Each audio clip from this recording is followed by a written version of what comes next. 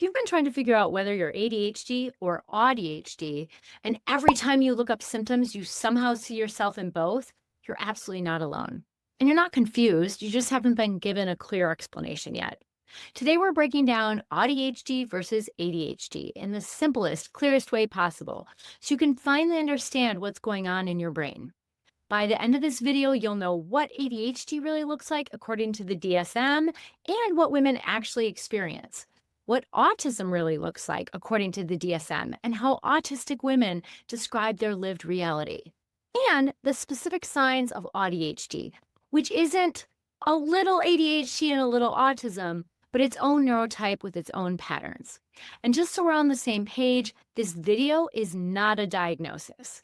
It's a map, so you know where to start if you ever choose to explore assessment or support. I'm Jen Barnes, ADHD success coach with 25 plus years in the field of mental health, and I help ADHD women understand their brains so they can stop feeling scattered and finally feel like themselves again. Let's get into it. What does ADHD actually look like? Most ADHD explanations online are either too clinical or too generic, so let's make this actually useful. The DSM, or Diagnostic and Statistical Manual, describes ADHD using two categories of symptoms: inattention, like difficulty sustaining focus, trouble organizing tasks, forgetfulness, losing things, getting easily distracted, making careless mistakes, which, by the way, I'm not a fan of how they say careless. It's not like we don't care, but whatever, and avoiding tasks that require sustained mental effort. The second is hyperactivity or impulsivity, which is things like fidgeting, restlessness, talking a lot, interrupting, acting without thinking, feeling driven by a motor internally. This is the clinical language that if you go to be diagnosed, this is what they are looking for. But here's how ADHD often shows up for women. Maybe you can focus for hours on something you love, but you can't start the thing you need to do that's less interesting. You crave novelty and stimulation. Motivation disappears when there's no interest. Your brain feels scattered and constantly running through things, but your ideas are brilliant.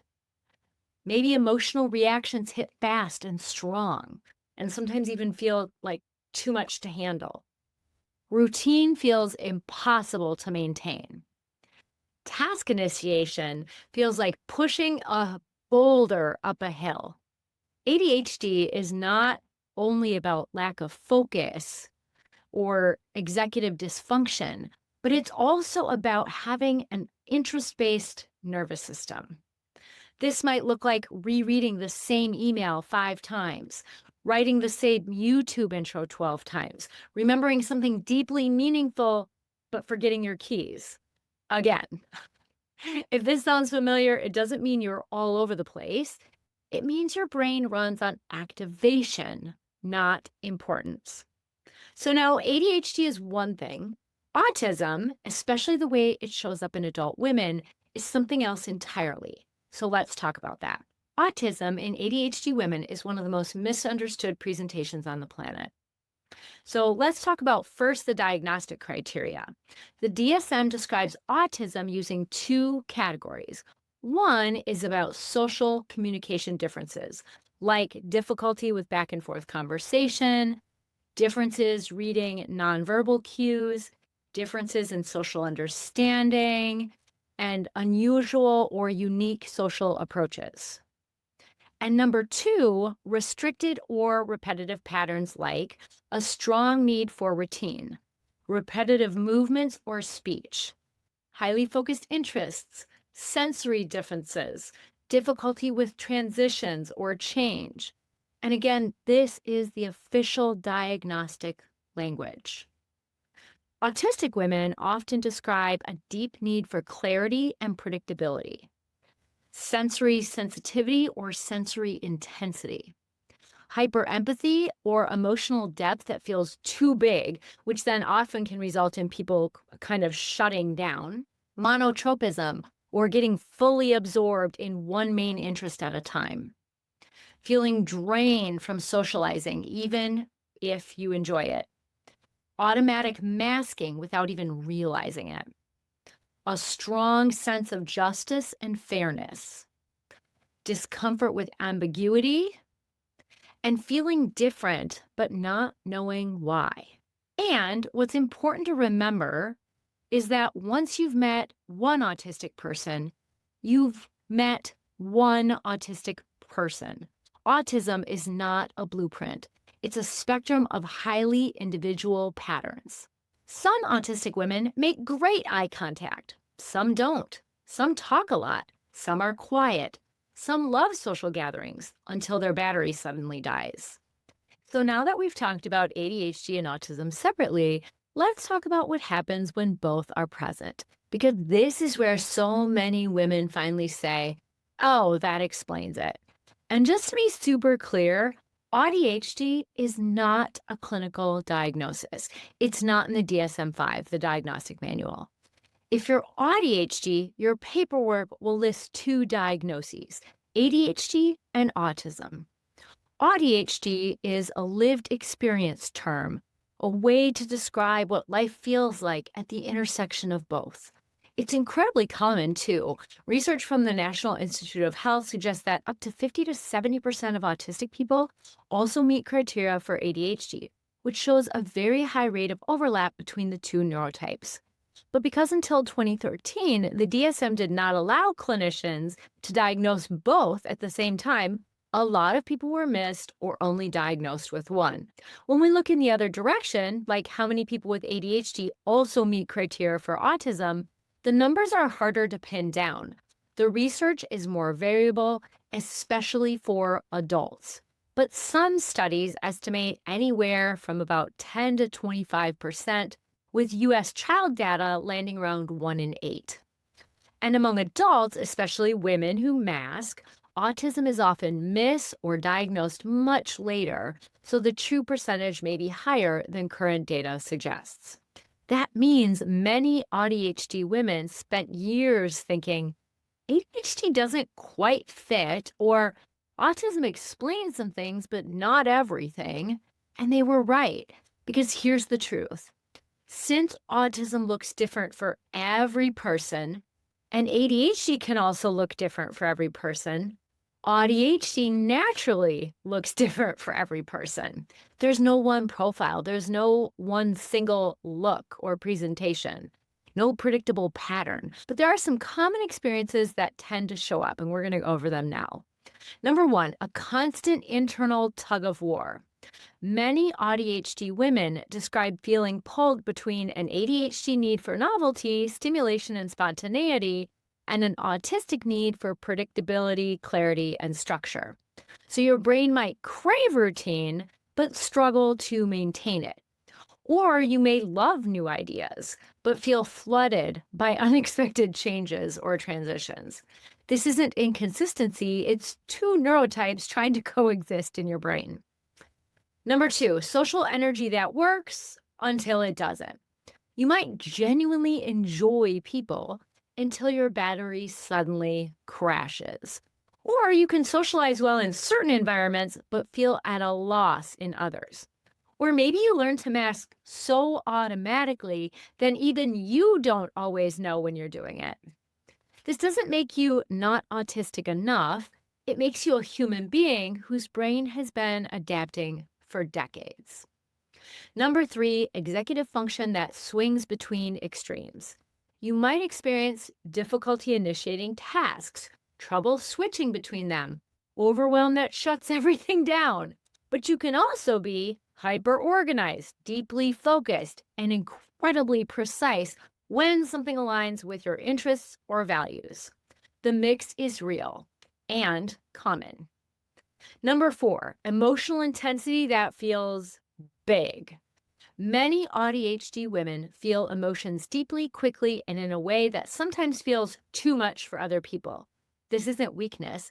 It's sensitivity plus depth plus a nervous system that processes life intensely, not to mention the wounds that I usually talk about around ADHD and that are also there for autism. Okay, number five, hyperfocus plus hyperattention. This is the one that confuses so many women. People think ADHD means lack of focus, but ADHD is more like hyperattention, everything coming in all at once and fighting for your awareness. And autistic hyperfocus shows up in monotropism, deep, absorbing, immersive focus, usually on a special interest for that period of time. So, AuDHD hyperfocus can be both fast and deep, intense and comforting, grounding and overwhelming. It's the kind of focus where the world disappears and shifting out of it feels physically jarring. I remember when I was with my ex, he would have the football game on and we'd be watching it together, and I'd be working on something on my computer. And he would say something about the game, and I was like, what? It was totally out of my awareness that it was even on. So it can look like that. And if you thought, I can hyperfocus even quite well sometimes, so I can't have ADHD, surprise! That actually puts AuDHD on the table, not off of it. Number 6, burnout that's more frequent and harder to recover from. Because your brain is juggling two neurotypes that operate somewhat differently, even though there's overlap, you may burn out more often, especially from masking, social situations, sensory overwhelm, switching tasks, unexpected change. Ooh, that one hits hard. Overcommitting, trying to meet neurotypical expectations. And again, this doesn't mean you're failing. It means your nervous system is working overtime without the support it needs. And number 7, unique strengths that no single diagnosis can explain. Many AuDHD women describe deep empathy, even though they might mask it so they may not seem empathetic on the outside. Creativity, originality, insight, passionate interests, powerful intuition when it can be tapped into, and unusual problem solving, analytical and associative thinking. Not because they're less autistic or less ADHD, but because they're fully both. And you might wonder why the AuDHD label even matters. Well, one reason is because the world still treats ADHD and autism as separate boxes. And so AuDHD women fall between them. So that means the supports for ADHD only don't always fit. And the supports for autism only don't always fit either. But when you understand the intersection, the whole picture starts to make sense. So if you've been nodding to both lists and this description hits home, you're not imagining things. AuDHD is common, especially in adult women, and I want to share this gently. As I've gone deeper into ADHD over the past several years, and as I've supported more and more autistic clients, I've started noticing these same patterns in myself too. Not in a way that makes this about me, but in a way that I hope lets you breathe a little easier, knowing that you're not alone if this is resonating. Because so many of us spend years thinking we're too much, too sensitive, too inconsistent, when really our brains have been trying to tell us something the whole time. You're not alone in this, and you're not late. You're just finally getting language for an experience you've carried for a very long time.